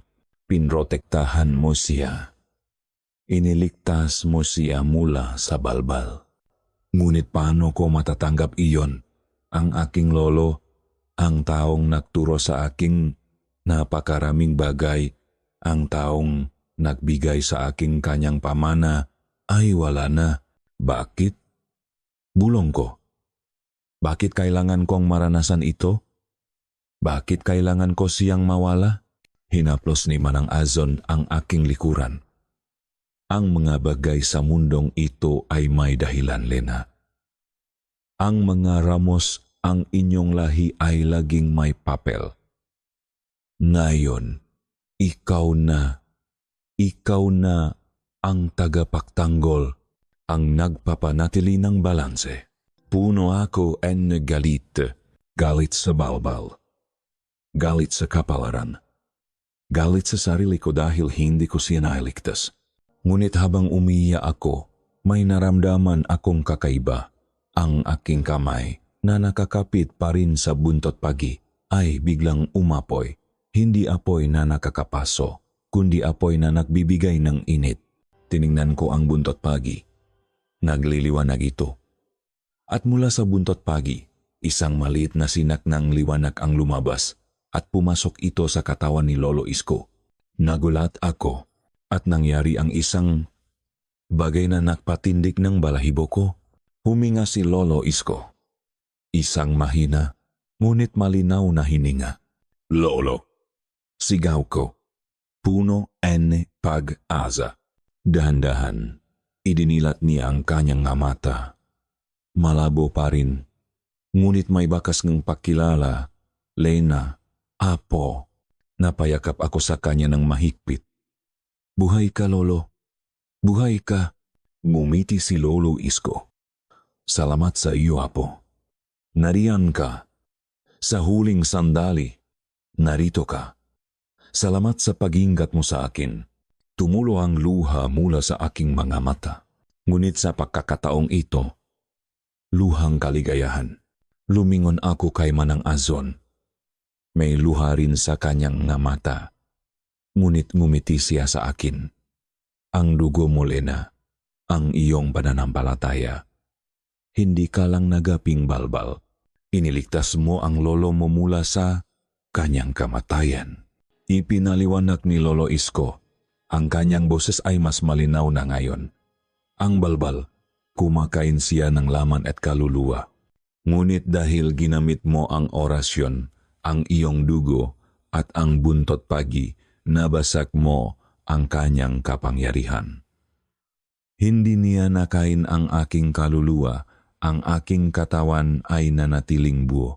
Ang kanyang atake ay tulad lamang ng isang malalim na tulok para sa akin. Niyakap ko si Lolo Isko ng mahigpit. Ito ang himala. Ito ang kapangyarihan na sinasabi nila. Ngunit ang sikbin. Nasaan ang sikbin? Sisiwaw. Nagpahinga na siya, Lena, sabi ni Manang Azon. Tiningnan niya ang banga na ngayon ay nakalagay sa lupa, nakabukas. Walang laman. Nagawa niya ang kanyang tungkulin. Pinrotektahan niya ako. Pinrotektahan niya tayo. Ang kanyang enerhiya ay bumalik na sa akin. Hindi na siya aswang na kinatakutan ko. Hindi na siya ang nilalang na may pulang mata. Siya ay Manang Azon. Isang babaeng nakdurusa, ngunit nagpakitang matinding tapang at pagmamahal. Huminga ng malalim si Lolo Isko. Kailangan nating bumalik sa bahay. May kailangan pa tayong gawin. Natulungan kami ni Manang Azon na buhatin si Lolo Isko. Ang kanyang katawan ay mahina pa rin, ngunit ang kanyang espiritu ay matatag. Habang naglalakad kami pabalik sa bahay, nakita ko ang pagbabago sa gubat.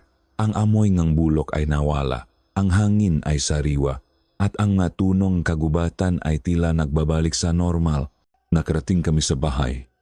Ang ilaw ay nakasindi. Ang lahat ay tila bumalik sa dati. Ngunit hindi na ako ang dating Lena. Hindi na ako ang nurse mula sa Maynila na naniniwala lamang sa agham. Nakita ko ang isang mundo na lampas sa aking pag-unawa. Nakita ko ang katotohanan ng nilalang dilim. At nakita ko ang kapangyarihan ng aking sariling dugo. Inilagay namin si Lolo Isko sa kanyang kama.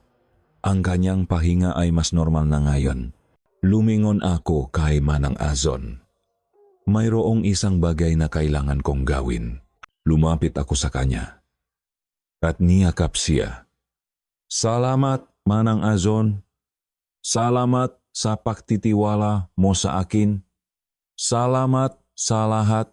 Niyakap niya rin ako ng mahigpit. Ikaw ang aming pag-asa, Lena. Ikaw ang susunod na bantay, ang susunod na albularyo. Naramdaman ko ang bigat ng salitang iyon. Isang responsibilidad na hindi ko kailanman inasahan. Ngunit sa pagkakataong ito, hindi ako natakot. Sa halip, naramdaman ko ang isang kakaibang kalmado. Naglakad ako patungo sa library ni Lolo Isko. Kinuha ko ang libro na Ang Maselyo ng Araw at Dilim. Binuksan ko ito. Ang masimbolo, ang maorasyon, ang malarawan. Hindi na sila nakakatakot. Ngayon, sila ay nagbibigay ng kapangyarihan. Ang laban ay tapos na. Para sa ngayon, ngunit alam kong hindi ito ang huli.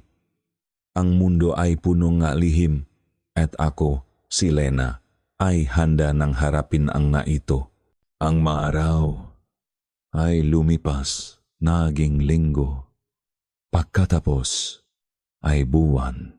Ang mainit na init ng araw sa sitio Maligaya ay hindi nagbago, ngunit ang aking pananaw sa mundo ay nagbago ng lubusan.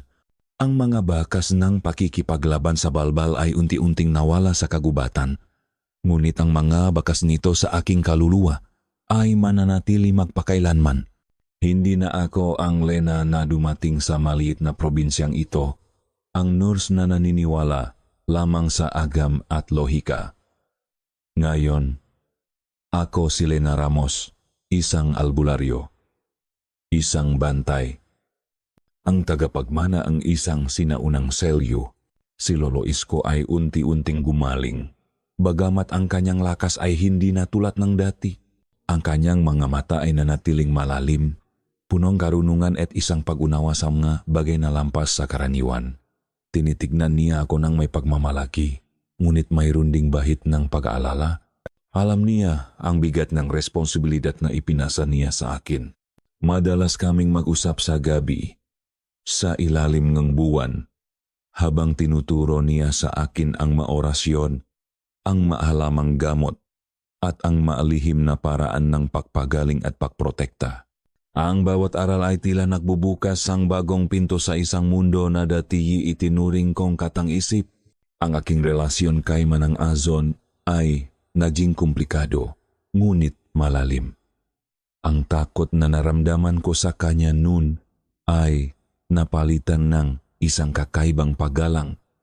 Siya ay nanatili sa bahay, tahimik, nagmamatiyag.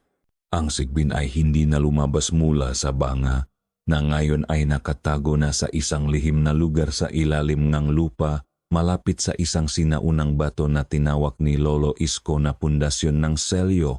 Alam ko na ang Sigbin ay bahagi pa rin ni Manang Azon. Isang bahagi ng kanyang kaluluwa na nakakulong upang mapanatili ang kapayapaan. Sa mga mata ni Manang Azon, nakikita ko ang isang halong kalungkutan at pagtanggap. Minsan, nahuhuli ko siyang nakatitik sa akin at mayroon akong pakiramdam na sinusubukan niyang sabihin ang isang bagay na hindi niya kayang ipahayag sa masalita. Isang babala, isang pag-asa. Ang mataw sa Sitio Maligaya ay nagbago rin ang pakikitungo sa akin. Dati, ako ang tagalungsod, ang may mataas na pinag-aralan na hindi naniniwala sa kanilang mga alamat.